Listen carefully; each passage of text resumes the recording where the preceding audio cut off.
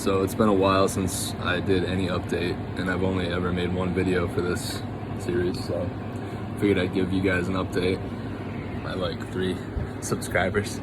Oh, I can't change the camera around. Fuck. So we got a new frame. It was listed on eBay as brand new. It's like a factory frame, so it's got this gusset up here, and it has no VIN number. There's like a couple scratches on it that you can see, but I don't think that it was ridden. I think that's just from, you know, just being banged around, like in shipping or whatever, and probably where it sat for a long time. But you can see like the bolt holes, if I can get the camera to focus. There's no chips or anything, and I know you won't be able to see, but on the bottom of the cradle here, there's no signs of it being used. So yeah, the frame's pretty cool. Here's the shock. It was for a 2010 KTM 450 SX. It's a SXS shock, and I don't think it's brand new, but it's very little use. It's got very little use. There's no scratches or anything on it. The dude said it like had a few hours on it, and still has the box. He said it sat in his garage for like 7 years or something. So that's pretty cool. Paid $250 for that, $400 for the frame, and then this subframe is brand new also. We got this off eBay. Yeah, the subframe's for a 2003 125 SX.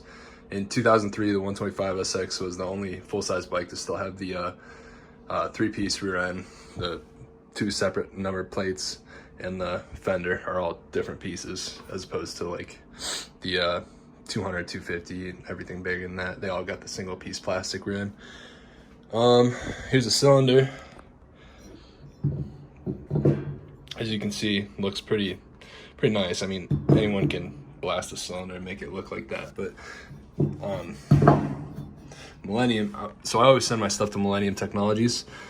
They fixed this. So the skirt was completely snapped right here, and you can't even tell that it was repaired. I don't understand how they did it, but this piece was literally missing. So yeah, pretty impressive. The cases for the 380 that I bought that was in the previous video, this is a cylinder from that 380. These are not the cases, so the cases were completely ruined. This intake track right here was just obliterated. The piston came down and smashed it pretty hard. You know, the same reason that this was broken. So I had to get new cases. Obviously they're not brand new. I couldn't find any, but I did find these cases, and they're not really too damaged. I'm gonna blast them, or have someone blast them, like vapor blast or whatever, and probably get them coated.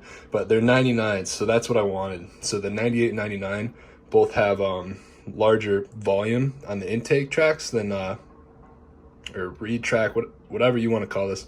It's more volume than on the 2000 to 2002 models, so that's probably better for a motocross setup. It's gonna let it breathe a little better at higher RPMs. So the lower volume, get more velocity, better for throttle response, and just low RPM kind of power type of deal, which is probably what a lot of people use 380s for. They're probably awesome woods bikes. So it makes sense that they did that, but for this I wanted the 99. The 98 cases, you know, that I think is the same, but the 98 was a cable clutch, and the 99 was hydraulic clutch. So I wanted the cases that were made for a hydraulic clutch. All right, so besides that, I forgot to mention that I got this OEM rod kit for a 380. So it was kind of a cool story.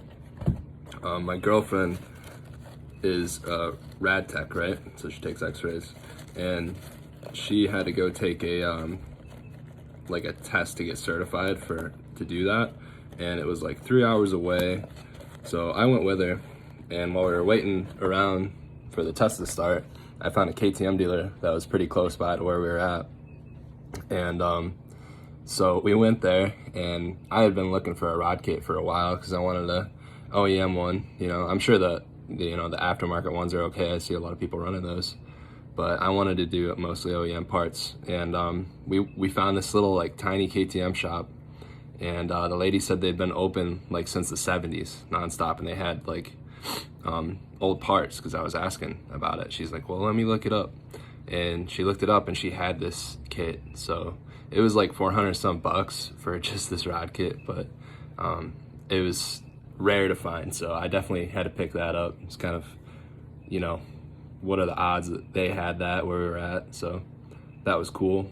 Let me see what else I have here. Okay, so the Husqvarna is not going to be a project anymore. We recently moved down to Florida from Pennsylvania, and I couldn't take the Husqvarna with me. We live in an apartment, and there's just not a ton of room, you know. So that's also why my workbench looks a lot different. Well, the whole area that I'm working in.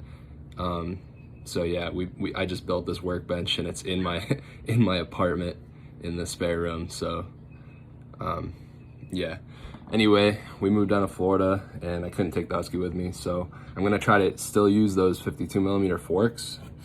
Something I wanted to mention also was, in the last video, I was seeing if those forks would fit on the 380 frame, and I kind of knew that, you know, even if they fit, that, you know, dimensions of certain things might be different, like the fork lengths and whatever, and they are. So the 2014 forks, like, I don't know when that ends. Maybe 2015 is the end of that generation that those are in, but those forks are 2014 forks, right? And they are different lengths than, sorry, this light is like right in my face.